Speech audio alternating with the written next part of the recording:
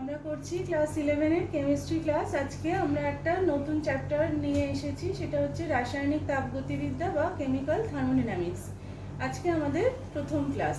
তো থার্মোডাইনামিক্স চ্যাপ্টারটা তোমাদের কাছে একেবারেই নতুন, সেই জন্য প্রথমেই আমাদের থার্মোডাইনামিক্সে ব্যবহৃত হয় এরকম কিছু টার্ম বা পরিভাষার সাহায্যে আমাদের পরিভাষার সাথে পরিচিত হতে হবে, তবে গিয়ে আমরা চ্যাপ্টারটার বিষয়গুলো ভালোভাবে বুঝতে পারবো। তো প্রথমেই আমি তোমাদের সাথে পরিচয় করিয়ে দেবো সেই সব টার্মগুলো যেটা না বুঝলে আমরা থার্মোডাইনামিক্সে আসল যে মূল পড়াশুনো সেটা আমরা ঠিক করতে পারবো না। তো থার্মোডাইনামিক্স মানে কি সেটাও আগে একটুখানি বলে নিই, যে আমরা সচরাচর যে সমস্ত শক্তির সাথে পরিচিত তাদের অধিকাংশই রাসায়নিক পরিবর্তনের ফলে উৎপন্ন হয়। রাসায়নিক বিক্রিয়ার শক্তির পরিবর্তন সংক্রান্ত যে আলোচনা সেটা এই তাপগতিবিদ্যার একটা গুরুত্বপূর্ণ বিষয়। তো এখানে আমরা সেই শক্তির যে পরিবর্তন রাসায়নিক বিক্রিয়ার ফলে সেটা তো অবশ্যই আলোচনা করব। তো এখানে বিভিন্ন প্রকার যে শক্তি রূপান্তর, অ্যাকচুয়ালি এটা হচ্ছে বিজ্ঞানের একটা শাখা যেখানে বিভিন্ন প্রকার শক্তির পারস্পরিক রূপান্তর সংক্রান্ত বিষয়গুলো আলোচনা করা হয়, সেটাকেই আমরা থার্মোডাইনামিক্স বলা হয়। তো আমরা কেমিস্ট্রিতে এটা পড়ছি যখন আমাদের রাসায়নিক বিক্রিয়া বা কেমিক্যাল রিয়াকশনে যা যা শক্তি সংক্রান্ত বিষয়গুলো আসবে সেগুলো সম্বন্ধে আমরা পড়ব। আচ্ছা, তারপরে প্রথমেই আমরা পড়ছি সিস্টেম। সিস্টেম মানে কি, আমরা পরীক্ষা নিরীক্ষার সময় এই বিশ্বের তো মধ্যে যে সামান্য অংশটুকু নিয়ে আমরা আমাদের আলোচনা করি, যে অংশটা একটা কোনো বাস্তব বা কাল্পনিক তল দ্বারা বাইরের অন্য সমস্ত অংশ থেকে আলাদা বা পৃথক থাকে, তাকে আমরা সিস্টেম বলে থাকি। তো আমরা যদি একটা মানবদেহ নিয়ে পরীক্ষা নিরীক্ষা করি তাহলে মানবদেহ হচ্ছে সিস্টেম। যদি আমরা আমাদের আলোচনায় একটা গ্যাসের কথা বলি, একটা সিলিন্ডারে আবদ্ধ গ্যাস, তাহলে তখন সেটা হচ্ছে সিস্টেম। কেউ যদি কোনো তখন একটা প্রাণী বা কোনো উদ্ভিদের ওপর কোনো পরীক্ষা নিরীক্ষা করে, সেটা নিয়ে আলোচনা করে, তাহলে সেটাই হচ্ছে তখন তার সিস্টেম। আর সিস্টেমের বাইরে, সিস্টেম বাদ দিয়ে বা সিস্টেমের বাইরে বিশ্বের সমস্ত অংশকে সেই সিস্টেমের পরিবেশ বা পারিপার্শ্বিক বলা হয় বা সারাউন্ডিংস বলা হয়।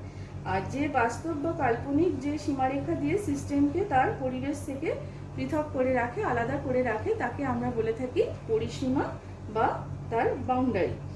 কীরকম, যদি আমরা একটা বিকারে রাখা একটা জলের কথা যদি ভাবি, তাহলে বিকার সহ বিশ্বের যে জলটাকে যদি আমি সিস্টেম হিসেবে আলোচনায় আমার অংশ হিসেবে নিই, তাহলে জল বাদে বাকি সমস্ত অংশ হবে ওই সিস্টেমের পরিবেশ। বিকারের দেওয়াল এবং তরল ও বায়ুর যে একটা ইন্টারফেস থাকবে সেইটা হবে সিস্টেমের পরিসীমা। তো এইরকম আমাদের যে আলোচনায় আমরা বেশিরভাগ ক্ষেত্রেই আমরা একটা সিলিন্ডারে আবদ্ধ গ্যাসকে সিস্টেম হিসেবে বিবেচনা করে থাকি। সেখানে পিস্টন ও সিলিন্ডার সহ বিশ্বের বাকি সমস্ত অংশ হচ্ছে সিস্টেমের পরিবেশ। এক্ষেত্রে সিস্টেমের দেওয়াল এবং যে পিস্টনের যে ইন্টারফেস থাকে সেইটা হবে ওই সিস্টেমের পরিসীমা বা বাউন্ডারি। তো এবারে আমাদের বুঝতে হবে যে কত রকম সিস্টেমের সাথে আমরা এখানে পরিচিত হব। তো প্রথমেই বলি, সিস্টেমের এখানে আমরা মূলত 3 রকম সিস্টেম দেখতে পাবো। একটা হচ্ছে মুক্ত সিস্টেম বা ওপেন সিস্টেম, বদ্ধ সিস্টেম বা ক্লোজ সিস্টেম, নিঃসঙ্গ সিস্টেম বা আইসোলেটেড সিস্টেম।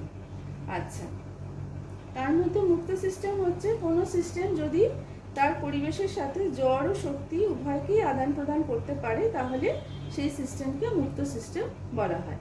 আচ্ছা, তারপরে বদ্ধ সিস্টেম হচ্ছে যে সিস্টেম তার পরিবেশের সঙ্গে কেবল শক্তির আদান প্রদান করে কিন্তু কোনো জড় পদার্থের আদান প্রদান করতে করে না, তাকে আমরা বলি বদ্ধ সিস্টেম বা ক্লোজ সিস্টেম। আচ্ছা, আর নিঃসঙ্গ সিস্টেম বা আইসোলেটেড সিস্টেম হচ্ছে যে সিস্টেমের পরিবেশের মধ্যে জড় বা জড় পদার্থ বা শক্তি কোনোটারই কোনো আদান প্রদান হয় না, সেই সিস্টেমকে নিঃসঙ্গ বা আইসোলেটেড সিস্টেম বলা হয়। তো এরকম আইসোলেটেড সিস্টেম পাওয়া খুব মুশকিল, এটা মূলত একটা কাল্পনিক সিস্টেম, এটা সচরাচর পাওয়া যায় না। আচ্ছা, আমি এবার একটা একটা করে উদাহরণ নিই। ধরো মুক্ত সিস্টেম। আচ্ছা, মুক্ত সিস্টেম মানে কি, জীবন ধারণের জন্য আমরা প্রত্যেকটা জীব কী করি, পরিবেশ থেকে খাদ্য গ্রহণ করি, দেহের বর্জ্য পদার্থ পরিবেশে বর্জন করি, এছাড়া কী করি, পরিবেশের সঙ্গে তাপ শক্তিরও আদান প্রদান করে থাকি। খোলা বিকারে যদি কিছুটা জল থাকে, সেই জলটা কি হয়, কিছুদিন পরে সেই জলটা বাষ্প হয়ে যায়, আমরা কিন্তু সেটাকে আর দেখতে পাই না। আবার বায়ুর অক্সিজেন বা কার্বন ডাইঅক্সাইডও সেই জলের মধ্যে দ্রবীভূত হতে পারে। সুতরাং এইগুলো যে আমরা উদাহরণগুলো দেখছি, তাহলে এর মধ্যে আমরা দেখতে পাচ্ছি যে এই সিস্টেমের সঙ্গে জড় পদার্থ এবং শক্তির আদান প্রদান সম্ভব। তাহলে সেক্ষেত্রে এটাকে আমরা বলবো মুক্ত সিস্টেম। কিন্তু ধরো একটা কোনো ফুটন্ত জল একটা কোনো পাত্রের মধ্যে রাখা রয়েছে এবং সেটা ঢাকা দেওয়া রয়েছে, তাহলে সেটা কি হবে, সিস্টেম ও পরিবেশের মধ্যে তাহলে কোনো জড় পদার্থের আদান প্রদান হওয়া সম্ভব না। বা তাহলে কি হচ্ছে, এখানে জড় পদার্থের আদান প্রদান হওয়া সম্ভব হচ্ছে না, কিন্তু শক্তির আদান প্রদান হতে পারছে, কারণ সিস্টেম ও পরিবেশের মধ্যে এই অবস্থায় তাপের আদান প্রদান হতে পারছে। তাহলে সেক্ষেত্রে এটা হবে বদ্ধ সিস্টেম বা ক্লোজ সিস্টেম। আচ্ছা, আর নিঃসঙ্গ সিস্টেম ধরো একটা থার্মোফ্লাস্কে রাখা একটা গরম চা বা কফি, যেখানে আমরা জানি যে কোনো সমস্ত রকমভাবে যাতে শক্তির আদান প্রদান যাতে না হয় সেই ব্যবস্থা করা হয়, এবং জড় পদার্থেরও এখানে আদান প্রদান হওয়া সম্ভব না। সম্পূর্ণ একটা ইনসুলেটেড একটা ফ্লাস্কে রাখা গরম চা বা জল, ফ্লাস্কটি বাধ্য হয় সেখানে সিস্টেম ও পরিবেশের মধ্যে কোনো জড় পদার্থের আদান প্রদান ঘটে না। আবার ফ্লাস্কের দেওয়ালগুলো ইনসুলেটেড হওয়ায় সেখানে কোনো তাপেরও আদান প্রদান ঘটে না। এরকম সিস্টেমকে আমরা বলবো নিঃসঙ্গ সিস্টেম বা আইসোলেটেড সিস্টেম। আচ্ছা, এরপরে আমরা আসছি সিস্টেমের পরিমাণগত অবস্থাগত ধর্মে, extensive and intensive properties of a system. আচ্ছা, তো এখানে আমরা যে যে সিস্টেমের কথা বলবো সেগুলো সবই বহু সংখ্যক অণু, পরমাণু বা আয়নের সমন্বয়ে গঠিত। সেগুলোকে আমরা সাধারণত ম্যাক্রোস্কোপিক বা বৃহদাকার সিস্টেম বলে থাকি। হ্যাঁ, তো ম্যাক্রোস্কোপিক সিস্টেমের ক্ষেত্রে যে ধর্মগুলো থাকে সেগুলোকে ম্যাক্রোস্কোপিক বা ইন্দ্রিয়গ্রাহ্য ধর্ম বলা হয়। তো এই যে ধর্মগুলোর কথা আমরা পড়বো সেগুলোকে মূলত দুটো ভাগে ভাগ করা হয়। একটা হচ্ছে পরিমাণগত ধর্ম বা ভর সাপেক্ষ ধর্ম, একটা হচ্ছে অবস্থাগত ধর্ম বা ভর নিরপেক্ষ ধর্ম। পরিমাণগত বা ভর সাপেক্ষ ধর্ম যেটা এক্সটেন্সিভ প্রপার্টি, তার মানেটা কি, মানেটা হচ্ছে সিস্টেমের যে সমস্ত ধর্ম সিস্টেমে উপস্থিত পদার্থের পরিমাণের ওপর নির্ভরশীল তাদেরকে আমরা বলি পরিমাণগত বা ভর সাপেক্ষ ধর্ম বা এক্সটেন্সিভ প্রপার্টি। এ ধরনের ধর্মগুলো পদার্থের মধ্যে উপস্থিত পদার্থের পরিমাণের সাথে সমানুপাতিক। আচ্ছা, যেমন হচ্ছে আমি এখানে কিছু উদাহরণ রেখেছি, এনথালপি, এনট্রপি, এগুলোর সাথে আমরা পরে পরিচিত হব। আয়তন, ভর, মোল সংখ্যা, এগুলো আমাদের চেনা রাশি। মুক্ত শক্তির সাথেও আমরা এখনো পরিচিত হইনি, এগুলোর সাথে আমরা পরে পরিচিত হব।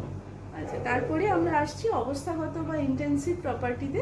তার মানে কি, নিশ্চয়ই এখন বুঝতে পারছো যে সিস্টেমের যে সমস্ত ধর্ম সিস্টেমে উপস্থিত পদার্থের পরিমাণের ওপর একেবারেই নির্ভর করে না, তাদেরকে অবস্থান নিরপেক্ষ বা ভর নিরপেক্ষ ধর্ম বা ইন্টেন্সিভ প্রপার্টি বলা হয়।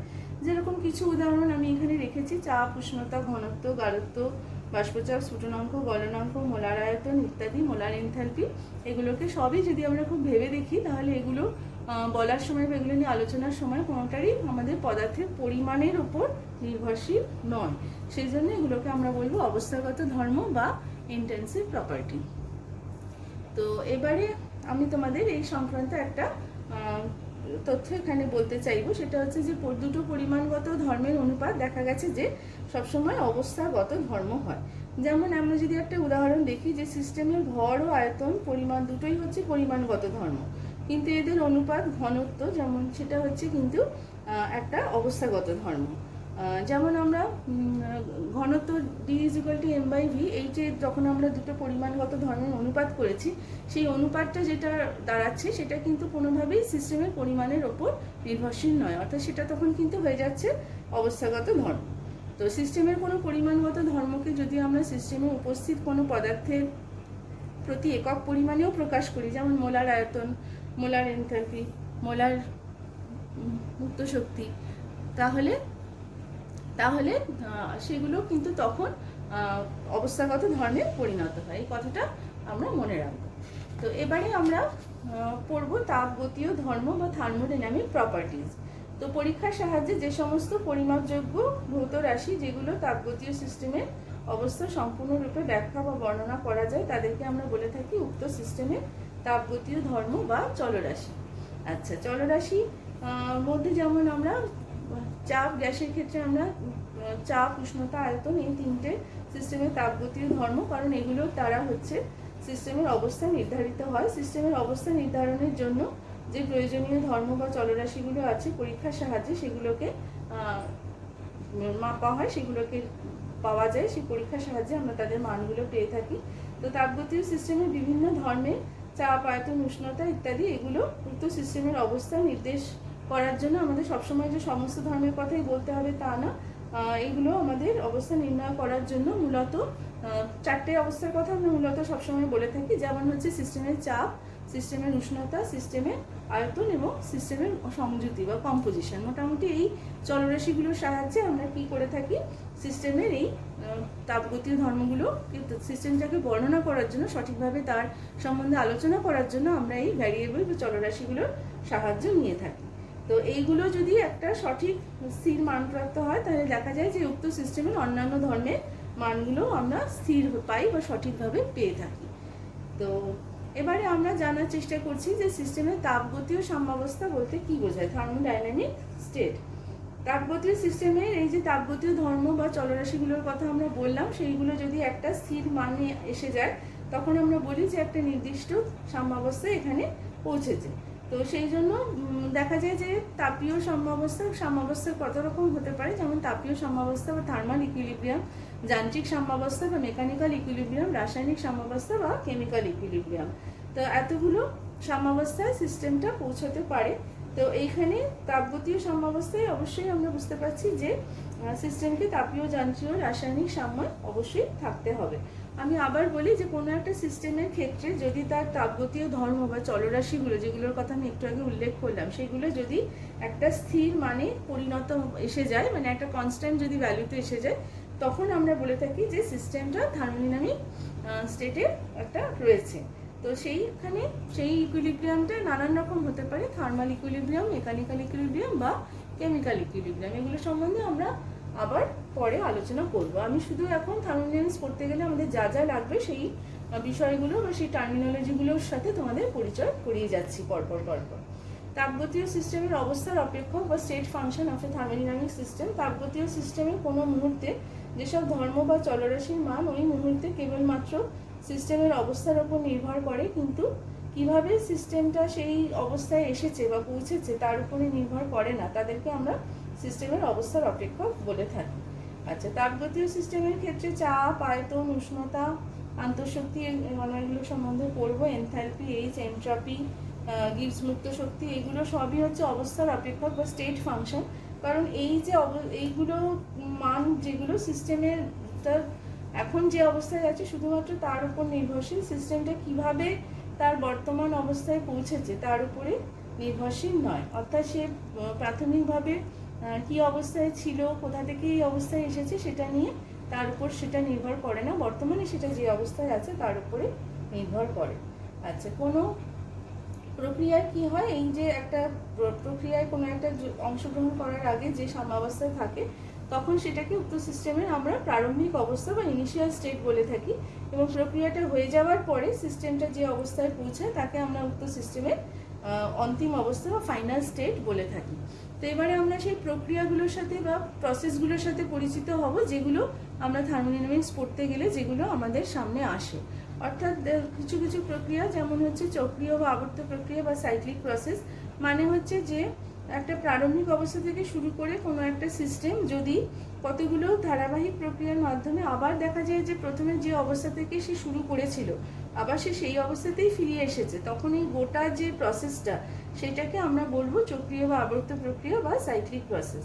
একটা গ্যাসীয় সিস্টেমের ক্ষেত্রে প্রারম্ভিক অবস্থাটা হচ্ছে ধরা যাক P1, V1, T1। এবার যদি সিস্টেমটা পরপর কতগুলো প্রক্রিয়ার মাধ্যমে দেখা যায় যে আবার সে প্রাথমিক অবস্থায় ফিরে এসেছে, P1, V1, T1 স্টেট দিয়েই তাকে আবার ব্যাখ্যা করা যাচ্ছে, তাহলে সেইগুলোকে আমরা বলে থাকি, যে পুরো প্রসেসটাকে আমরা বলে থাকি সাইক্লিক প্রসেস, চক্রীয় বা আবর্ত প্রক্রিয়া।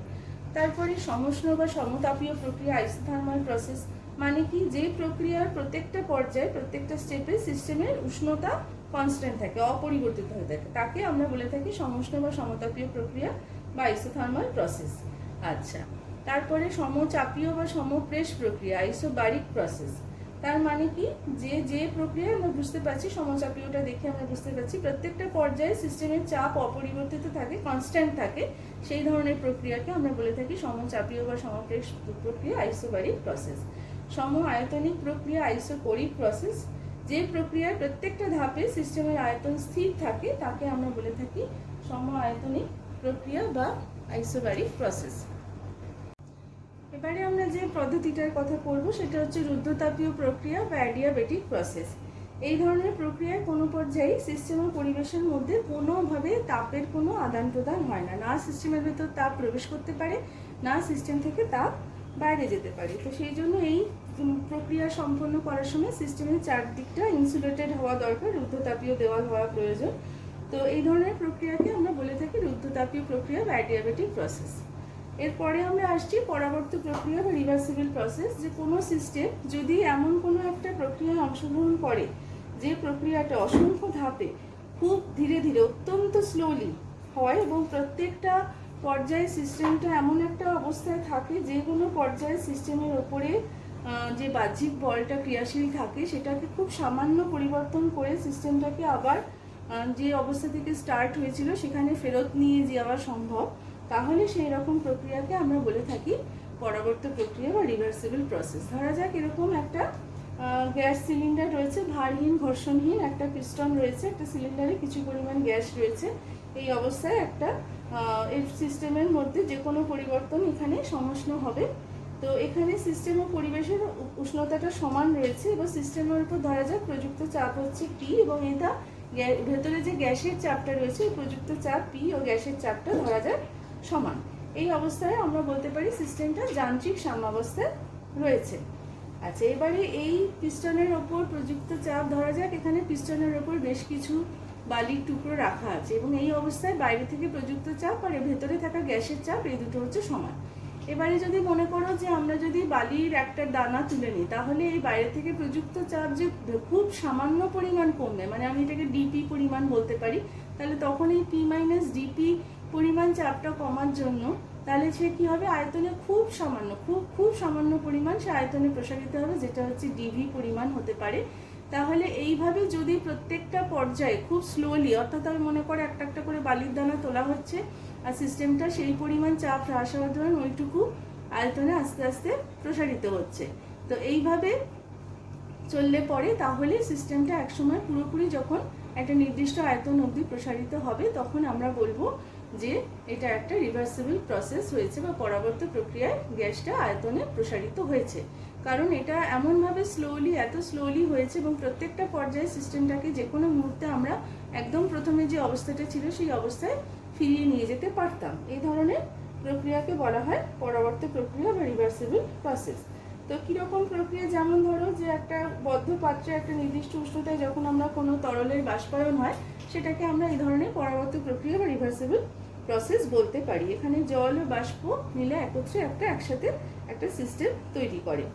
তাহলে অপরিবর্ত প্রক্রিয়া কাকে বলা হবে বা ইরিভার্সিবল প্রসেস, তার মানে কি, যে সিস্টেমে সংগঠিত কোনো প্রক্রিয়া, মানে আমরা রিভার্সিবলে যা যা বললাম সেই পয়েন্টগুলো যদি না থাকে, সকল পর্যায়ে যদি সিস্টেমের সাম্যাবস্থা যদি না বজায় থাকে, বাহ্যিক শর্তের ক্ষুদ্র পরিবর্তনের জন্য যদি প্রক্রিয়াটাকে বিপরীত দিকে পরিবর্তিত না করা যায় তাহলে এইরূপ পরিবর্তনকে অপরিবর্ত প্রক্রিয়া বলা হবে। তো এইটা সমস্ত প্রাকৃতিক প্রক্রিয়ায় অপরিবর্ত বা খুব দ্রুত যে প্রক্রিয়াগুলো ঘটে সেগুলো সাধারণত ইরিভার্সিবলই হয়, ইরিভার্সিবল প্রসেস বলে অপরিবর্ত প্রক্রিয়া। তো এইভাবে যদি আমি এখানে তোমাদের যে উদাহরণটা বলতাম সেখানে যদি আমি পিস্টনটা হঠাৎ করে একটুখানি ওপর দিকে তুলে নিতাম তাহলে বাহ্যিক চাপটা হঠাৎ করে হ্রাস পাওয়ার দরুন তোমরা জানো নির্দিষ্ট উষ্ণতায় বয়েলের সূত্র অনুযায়ী তাহলে চাপ হ্রাস পেলে কী হবে, সিস্টেমের আয়তন বেড়ে যাবে। এই আয়তনটা যদি একবারে পুরোটা প্রসারিত হতো খুব দ্রুত তাহলে এটাকে তখন আমরা বলবো অপরিবর্তিত প্রক্রিয়া বা অপরিবর্ত প্রক্রিয়া বা ইরিভার্সিবল প্রসেস। কারণ এই প্রক্রিয়ার মাঝখানে কোনো অবস্থাতেই আমরা সিস্টেমটাকে আগের জায়গায় চট করে ফিরিয়ে নিয়ে যেতে পারতাম না। তো এইভাবে তাহলে আমরা আমাদের যখন কোয়েশ্চেনে বলা থাকবে যে পরাবর্ত বা রিভার্সিবল প্রসেস বা অপরিবর্ত রিভার্সিবল প্রসেস তখন আমাদের চট করে বুঝে নিতে হবে যে কি বলা হচ্ছে। রিভার্সিবল মানে খুব স্লো, অনেক মাল্টি স্টেপে হচ্ছে, আর ইরিভার্সিবল মানে খুব তাড়াতাড়ি হচ্ছে।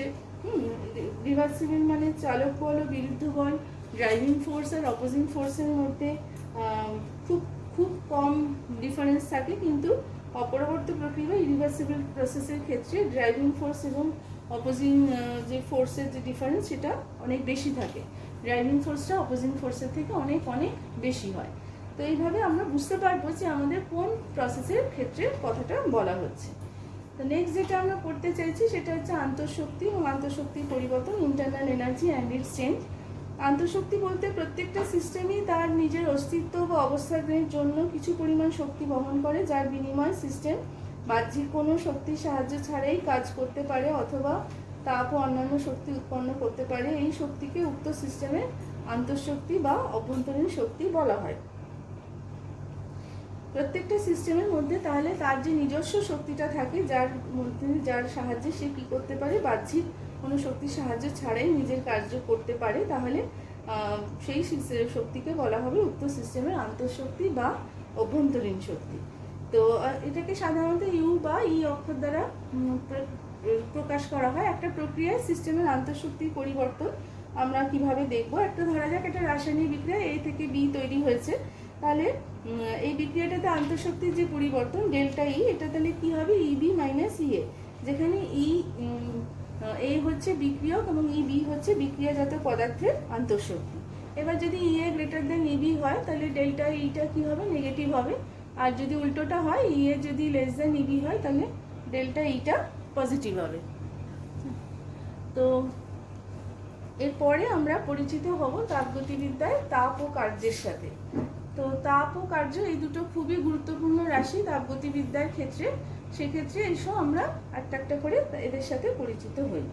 তো এখানে আমরা প্রথমে তাপের কথা বলবো, তারপরে আমরা কার্য রাশিটায় আসবো।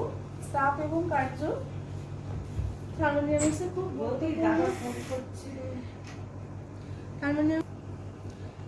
তো এবারে আমরা তাপগতিবিদ্যায় যে দুটো গুরুত্বপূর্ণ রাশি তাপ এবং কার্য, তাদের সাথে আমরা পরিচিত হব।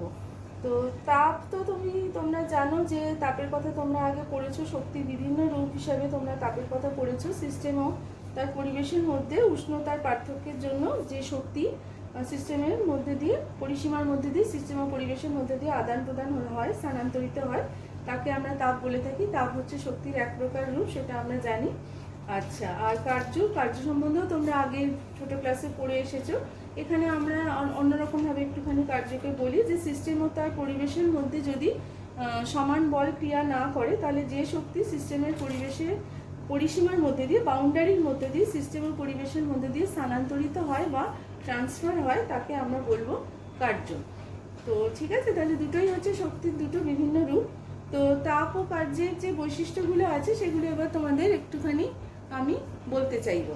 তো তাপ ও কার্য হচ্ছে পরিবেশের অবস্থার যে পরিবর্তন হয় তাদের, সেই সময় বাউন্ডারিতে, সিস্টেমের বাউন্ডারিতে তাদের আবির্ভাব হয় এবং তারা এই বাউন্ডারির মধ্য দিয়ে সবসময় প্রবাহিত হয়। অবস্থার যে পরিবর্তনটা হচ্ছে সিস্টেমের ক্ষেত্রে, তার আগে বা পরে কিন্তু তাপ ও কার্যের কোনো অস্তিত্ব সিস্টেমের মধ্যে থাকে না। মানে বলতে চাইছি, সিস্টেমের মধ্যে কিন্তু তাপ ও কার্য যে সঞ্চিত থাকে এরকম কিন্তু একেবারেই নয়। এগুলো সেজন্য সিস্টেমের ধর্ম না। এগুলোকে আমরা জানি যে উচ্চ উষ্ণতার অঞ্চল থেকে নিম্ন উষ্ণতার অঞ্চলে তাপের প্রবাহ ঘটে থাকে। তো সিস্টেম দ্বারা বা সিস্টেমের ওপর কার্য সম্পাদিত হতে পারে, সেগুলো আমি তোমাদের বলবো একটু পরে। তো সিস্টেম দ্বারা পরিবেশের ওপর এবং পরিবেশের দ্বারা সিস্টেমের ওপর কৃতকার্য সম্পন্ন হয়। আর তাপের প্রবাহ যদি পরিবেশ থেকে সিস্টেমের মধ্যে হয়, তাহলে সিস্টেমে সেটা যে তাপের শোষণ হলো, তাহলে সেটা সিস্টেমের আন্তঃশক্তিকে বাড়িয়ে দেয়। আর যদি সিস্টেম থেকে পরিবেশের দিকে তাপের প্রবাহ হয়, তাহলে সিস্টেমের আন্তঃশক্তিটা কমে যায় আস্তে আস্তে। তো তাপ ও কার্য কিন্তু সিস্টেমের একেবারেই অবস্থার অপেক্ষক নয়, স্টেট ফাংশন নয়। এগুলোকে আমরা পথ নির্ভরশীল রাশি বা পাথ ফাংশন বলে থাকি, কারণ এগুলো কখনোই অবস্থার উপর নির্ভর করে না। এগুলো যে পথে হচ্ছে, যেভাবে প্রক্রিয়াটা সম্পন্ন হচ্ছে তার ওপরে নির্ভর করে। এই সিস্টেমের প্রারম্ভিক ও অন্তিম অবস্থা একই হলেও কিন্তু কৃতকার্য তাপের পরিবর্তনের মান কিন্তু আলাদা হতে পারে, যেটা কিন্তু স্টেট ফাংশন বা অবস্থার অপেক্ষকের ক্ষেত্রে কখনোই হয় না। যদি প্রারম্ভিক অবস্থা এবং অন্তিম অবস্থা আলাদা হয়, ইনিশিয়াল স্টেট আর ফাইনাল স্টেট যদি একই হয়, তাহলে যে কোনো স্টেট ফাংশনের মানগুলো একই রকম হয়। কিন্তু তাপ এবং কার্য এরা স্টেট ফাংশন নয়, এরা পাথ ফাংশন। ফলে কোনো সিস্টেমের ক্ষেত্রে যদি তার প্রারম্ভিক এবং অন্তিম অবস্থা একই থাকে, তাহলেও কিন্তু যদি দুটো প্রক্রিয়া করা হয়, তাহলে কিন্তু দুটো প্রক্রিয়ার ক্ষেত্রে তাপ ও কার্যের মান কিন্তু আলাদা হবে। এরকম হবে না যে দুটো প্রক্রিয়ার ক্ষেত্রেই সিস্টেমের ইনিশিয়াল স্টেট আর ফাইনাল স্টেটটা সমান ছিল বলে তাদের তাপ ও কার্যের মানটা সমান হবে। এটা কিন্তু কখনোই হবে না। এটা প্রক্রিয়াটা কিভাবে সম্পন্ন করা হয়েছে তার উপরে নির্ভর করে। তো তাপ গতিবিদ্যায় আমরা তাপ ও কার্যের চিহ্ন যেভাবে দিয়ে থাকি, তাপের পরিমাণকে আমরা সাধারণত কিউ অক্ষর দিয়ে প্রকাশ করে থাকি। তো এখানে আমি একটা ছবির মাধ্যমে এটা দেখিয়েছি। তো এখানে আমরা দেখতে পাচ্ছি যে সিস্টেম, তার চারদিকে বাউন্ডারি রয়েছে, তারপর তার পরিবেশ বা সারাউন্ডিংস রয়েছে। যদি পরিবেশ থেকে সিস্টেম তাপ শোষণ করে, পরিবেশ থেকে যদি সিস্টেমের তাপ শোষিত হয়, তাহলে সিস্টেমের শক্তি বৃদ্ধি পায়। এক্ষেত্রে কিউকে গ্রেটার দেন 0 বা ধনাত্মক ধরা হয়। আবার কোনো সিস্টেম যদি তার পরিবেশে তাপ বর্জন করে, তাহলে এক্ষেত্রে সিস্টেমের শক্তি হ্রাস পায়, এখানে কিউকে ঋণাত্মক ধরা হয়।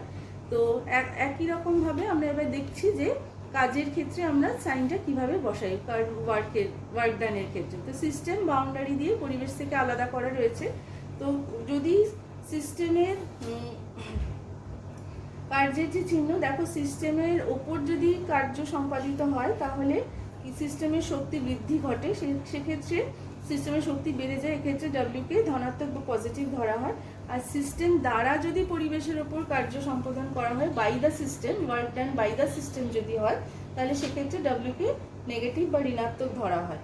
তো আমরা যখন আমাদের অঙ্কগুলো আসবে এর উপরে, তখন কিন্তু আমরা এই সাইন কনভেনশনগুলো মনে রাখবো, যে system done on the system নাকি work done on the system নাকি work done by the system, সেই বুঝে আমাদের সেটা ওয়ার্ক ডানের যে সাইনটা হবে পজিটিভ বা নেগেটিভ, সেই অনুযায়ী কিন্তু বসাতে হবে।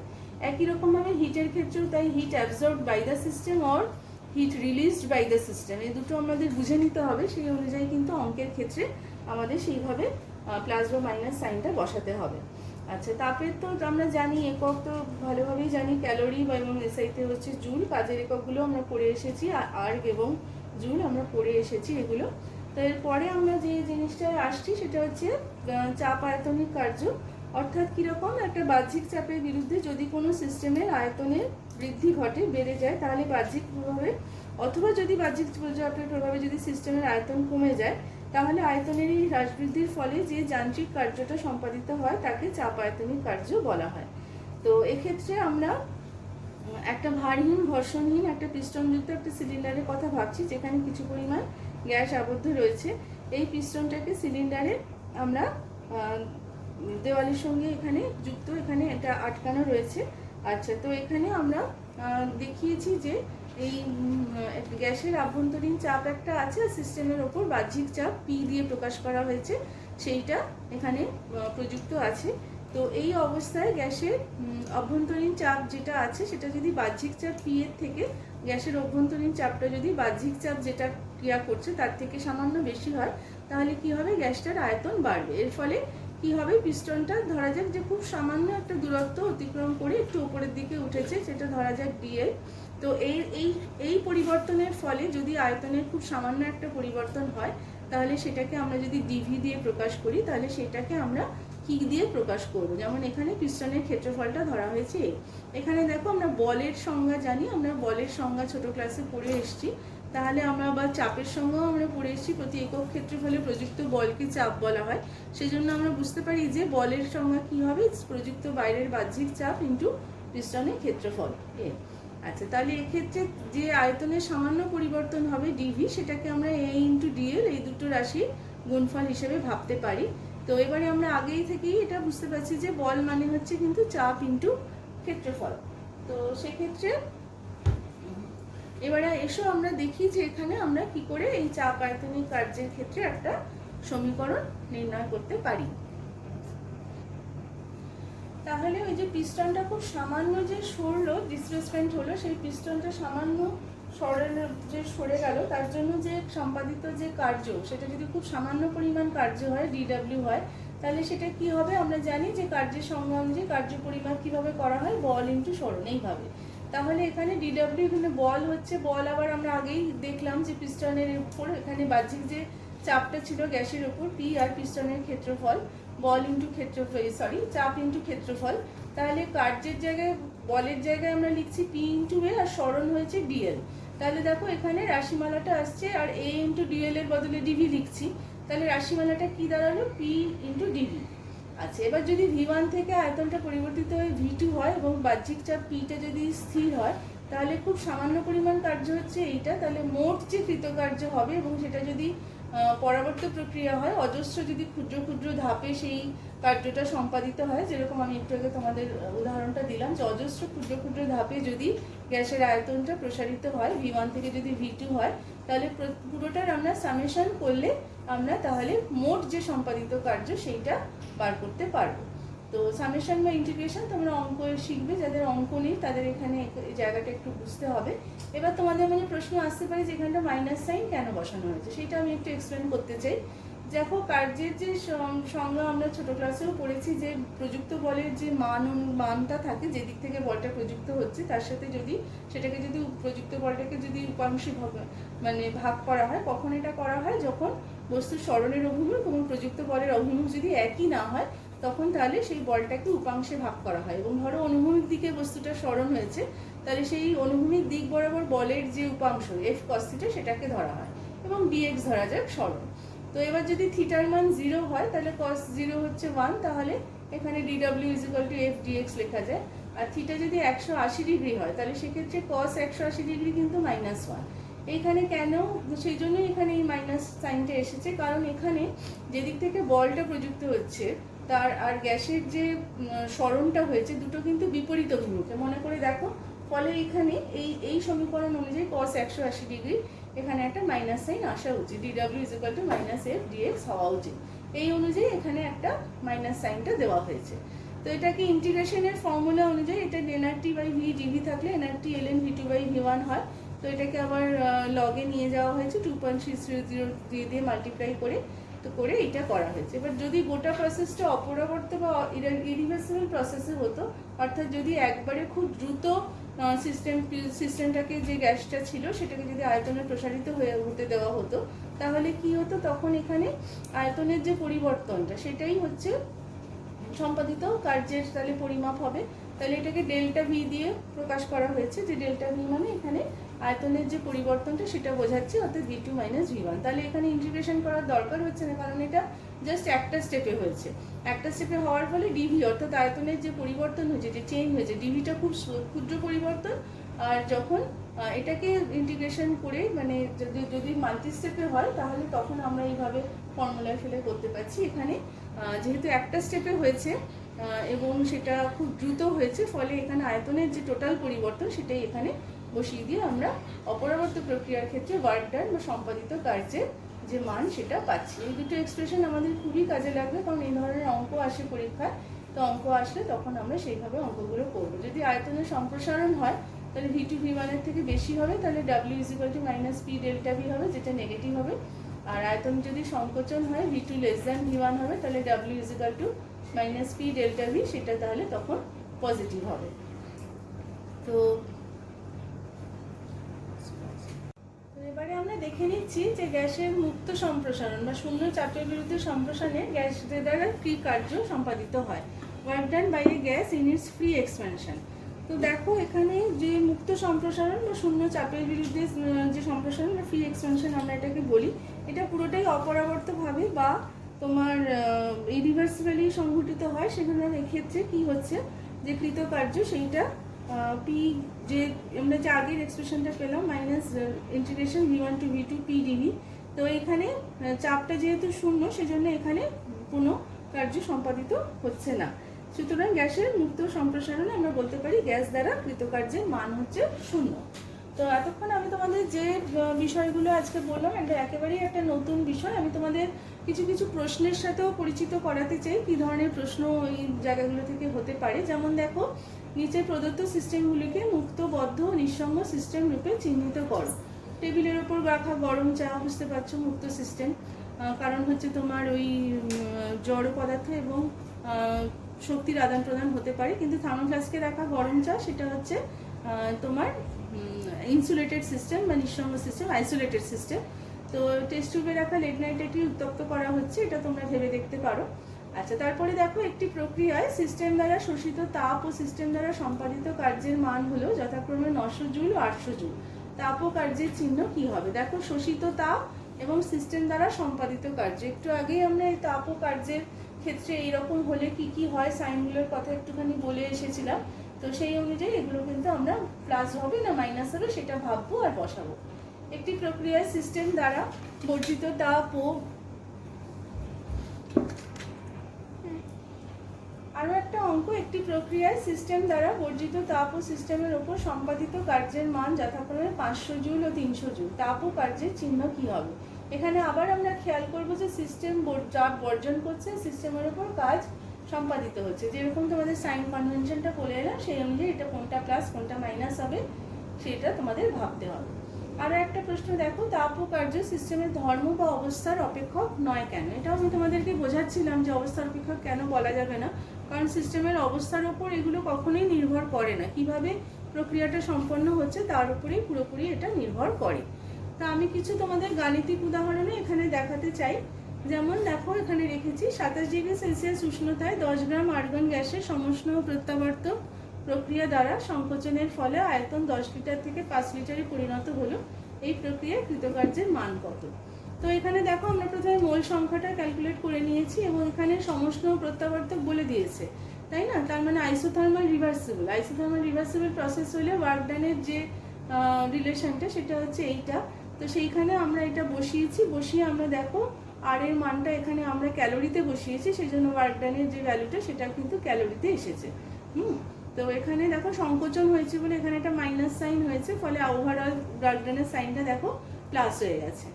তো একই রকমভাবে কোনো গ্যাসকে 2 বায়ুমণ্ডলীয় চাপে 2 লিটার থেকে 8 লিটারে প্রসারিত করলে 400 জুল তাপ শোষণ করে। গ্যাস দ্বারা কৃতকার্যের পরিমাণ কত? এখানে একটা কনভার্সনের একটা কথা বলা আছে যে 1 litre atmosphere is equal to 101.3 joule ধরা যেতে পারে। তাহলে এখানে একবারে প্রসারণটা হয়েছে, আমরা বুঝতে পারছি এটা একটা ইরিভার্সিবল প্রসেস। তো সেক্ষেত্রে আমরা এই সম্পর্কটা বসাতে পারি -v v2 v1। তাহলে দেখো সব মানগুলো বসিয়ে দিয়েছি এবং লাস্টে লিটার অ্যাটমসফিয়ারকে জুলে কনভার্ট করেছি এইটার সাহায্য নিয়ে।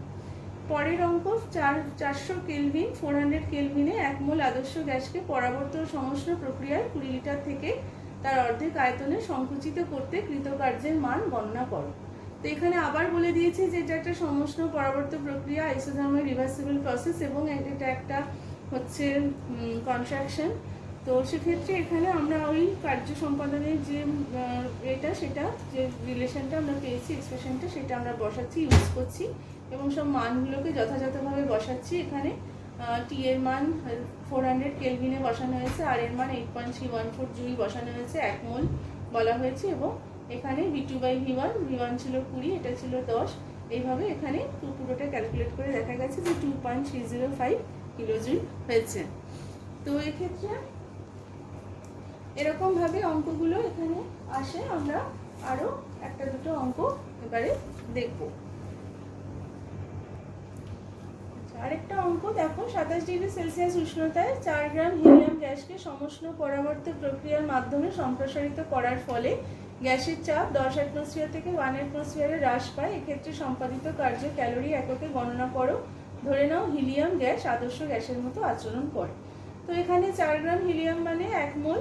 তো এখানে আমরা যে ওয়ার্ক ডানের যে এক্সপ্রেশনটা সেটা এখানে আমরা লিখেছি। এখানে W is equal to nRT ln P1/P2। যেহেতু এখানে V1 বা V2 মান দেওয়া হয়নি, সেজন্য সেইগুলোর বদলে P1 P2 ভ্যালুটা ব্যবহার করা হয়েছে। এখানে একটা ইকুয়াল টু সাইন হবে, ইকুয়াল টু সাইনটা মিসিং আছে।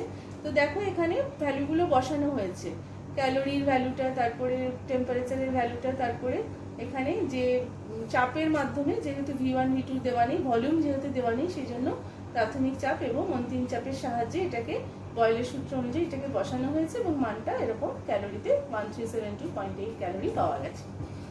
আরেকটা অঙ্ক, 9 নম্বর অঙ্ক, 27 ডিগ্রি সেলসিয়াস উষ্ণতায় 2 মোল আদর্শ গ্যাসকে সম্প্রসারিত করার ফলে গ্যাসের আয়তন 10 লিটার থেকে 100 লিটারে বৃদ্ধি পায়।